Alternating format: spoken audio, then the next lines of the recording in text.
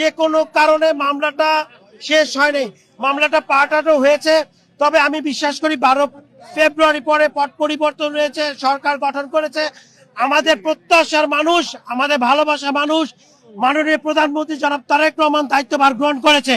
এবং আজকে যে লোক সমাগম দেখছেন, আমরা তারেক রহমানের কাছে এই বার্তাটাই দিয়েছি, আমাদের গাজীপুরের সন্তান, আমাদের গাজীপুরের প্রিয় মানুষ মিথ্যা একটা মামলা আজকে 23 বছর কারাগারে বন্দী আছে, কন্ডেম সেলে আছে।